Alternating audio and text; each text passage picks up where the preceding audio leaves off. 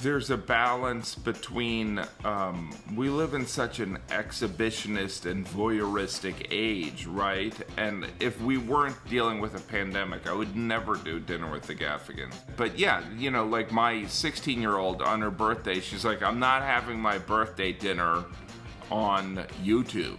And so we were like, yeah, fine. Dinner with the Gaffigans. We're having dinner with the Gaffigans. Jim, I have heard such great things about you, and we all feel like we are part of your family and your dinners every single night. I never expected to live stream my dinners. That seems like a pretty weird thing to do, but I was like, all right, maybe we should invite people in to just observe and maybe interact with us during dinner. And so that's what started the YouTube Dinner with the Gaffigans.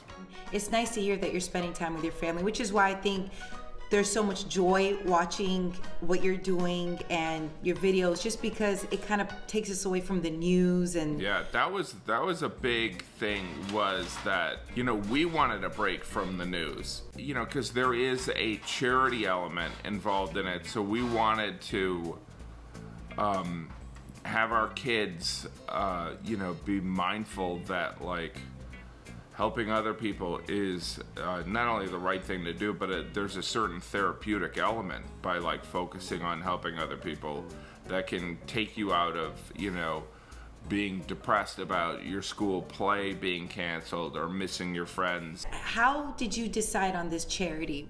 Initially, we were doing Dinner with the Gaffigans. Then we added a charity element where it was the World Health Organization. But the reason we switched to the Imagine Society was because my wife had gone through having a brain tumor removed a couple of years ago.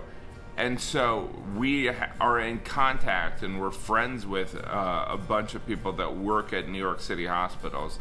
And so we were hearing from these friends about what they were dealing with. And so over the course of a night, we can gather enough money to send meals to healthcare workers at hospitals or at nursing homes, or to supplement a food bank. And right, these food banks are really, they're still having 5 times as many people come than what they used to have. So yeah, such amazing work.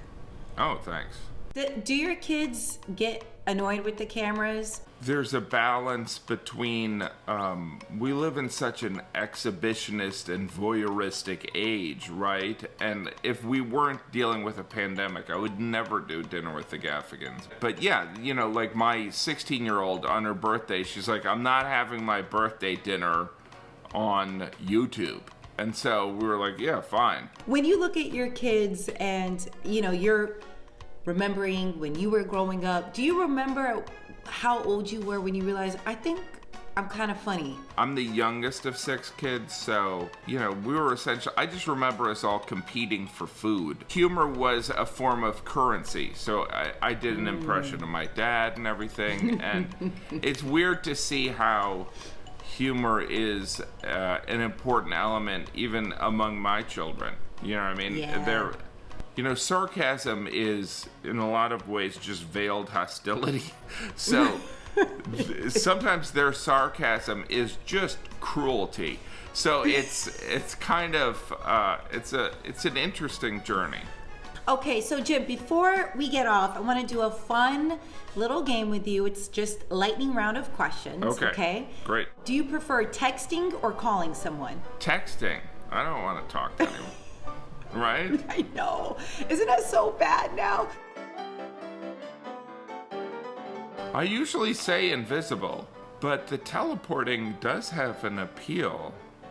I don't know, the invisible, it's just, maybe that's just, I'm just nosy. So I think the invisible would be really interesting. Is it better to ask for permission or ask for forgiveness? I do feel like, waiting for permission for things can take a while. Or people just have an instinct to say, No. Right? Is it better to have experience or certificates? Oh, definitely experience. Definitely experience. And 3 things that you must have during this quarantine. Okay, 1, I get up early, but I must have a nap. I realize that internet is really important. Yes. You know, because like if this happened without internet, where we would maybe get information from TV, but we couldn't plan and communicate, that would have been Right. That would have been stressful. And then the third thing I would say is, a separate room here and there. Do you know what I mean? Yes. Because when I get up early, I'm alone for like an hour. That's pretty amazing.